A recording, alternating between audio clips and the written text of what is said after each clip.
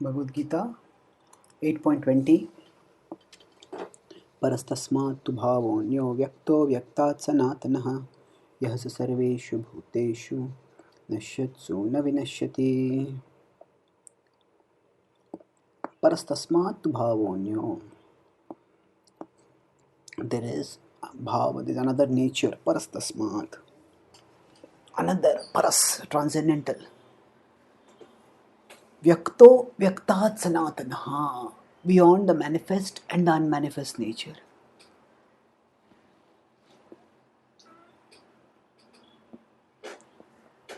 Krishna is talking about how the material nature is sometimes manifested and sometimes unmanifest. Avyakta avyaktayaha sarva prabhavatyah ragame ratriagame praliyante tatraiva vyakta sangyake. So you stated that in a cyclic way, matter becomes manifest and then it becomes unmanifest.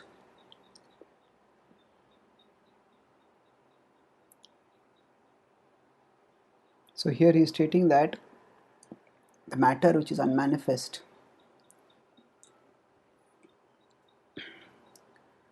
is not transcendental, it is not spiritual.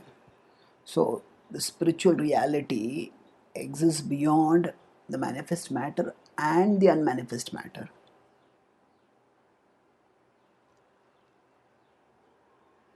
Yah sa sarveshu bhuteshu, and everything in this world, nashyatsu na vinashyati. When everything in this world is destroyed, that part, the spiritual world, the parabhava, that is not destroyed. In this section of the Bhagavad Gita, Krishna is comparing the material and the spiritual worlds, and he is thereafter. So in the previous three verses, 17 to 19, he has talked about how everything in the material world, including even the abode of Brahma, is temporary. And in this verse, he's going to talk about how the spiritual world is eternal. So this and the next two verses he will talk about the eternality of the spiritual world. And Krishna will later on reiterate that this spiritual world is not different from his kingdom, his abode. He will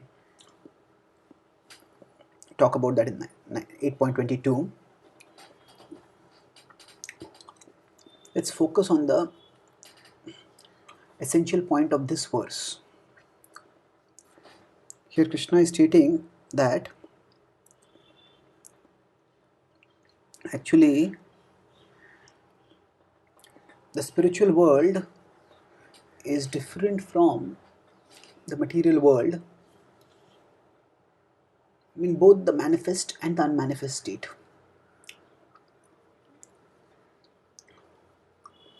And the defining characteristic is that it remains, it survives and exists and flourishes even when everything in this world is destroyed.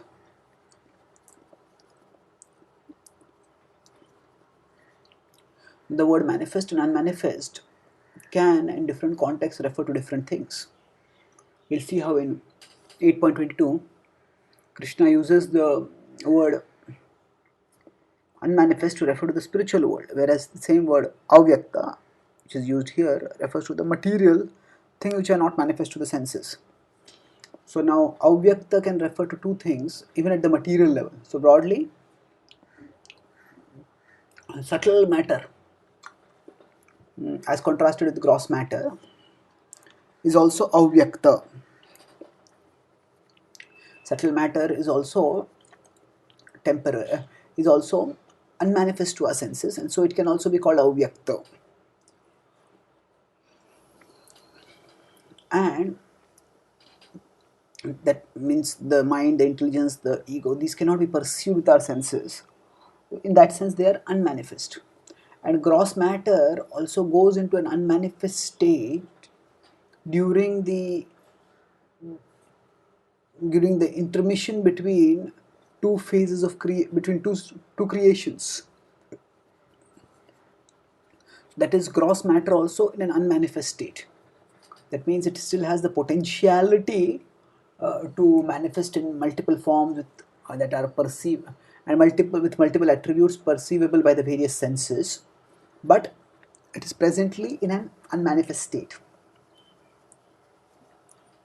That is what happens between the intermissions between two phases of creation. And beyond that, there is the state of the spirit. There is a spiritual state.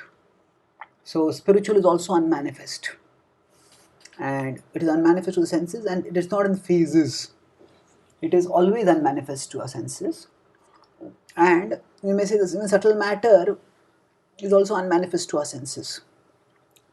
But subtle matter is not characterized by yahasa sarveshu bhuteshu nashyatsu na vinashyati. In the case of subtle matter, when everything in this world is destroyed, that subtle matter doesn't continue to exist. That is also destroyed.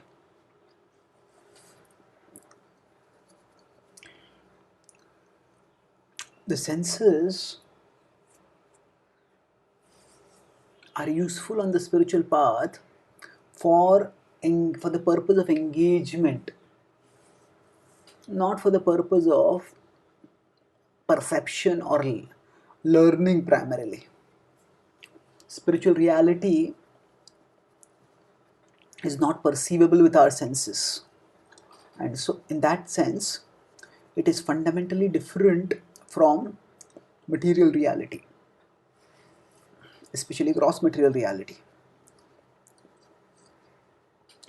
Krishna will later on in the 15th chapter, in the 10th verse, talk about how utkramantam stam vapi bhunjanam va gunanvitam vimudhananu pashyanti jnana chakshushaha. So you'll say pashyanti jnana chakshushaha, that the soul can be perceived not with the gross senses but with the eyes of knowledge. Jnana chakshushaha. So unmanifest means that which is not perceivable with our eyes, not perceivable with our senses, but that which can be perceived with the knowledge that we have.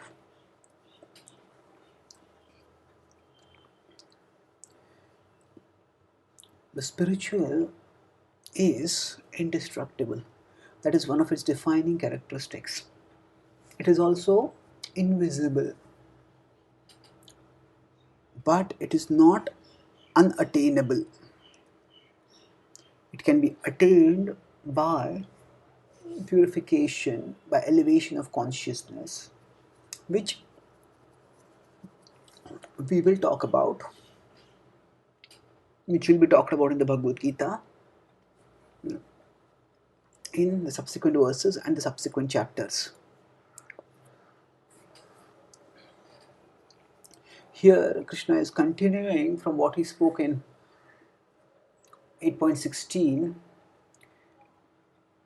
8.16 talks about two things: Abrahma bhuvana loka punaravartino arjuna mamupete tu kaunteya punarjanmana vidyate.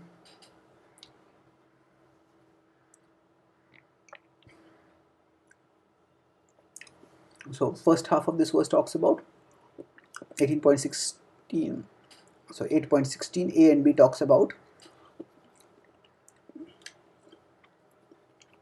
from the highest to the lowest planets, this world is a place of death and destruction. And the second half of it talks about how if those who attain Krishna's abode, they don't come back again. So the A and B have been expanded in 17, 18, 19. And the C and D, by A, B, C, D, we are referring to the lines of the verse. So A, B are the first two lines. Abrahma bhuvana loka punaravartino arjuna. And C and D are Mamupeti tu Kaunteya Punarjanmana Vidyate. So by worshipping Krishna, we don't take birth again. So where do we go? What is that attainment? By going where we won't take birth again? That Krishna is elaborating in this verse, these three verses. And he begins that by declaring that there is a abode which is indestructible. And that is beyond the manifest and unmanifest material. It is transcendental. Thank you.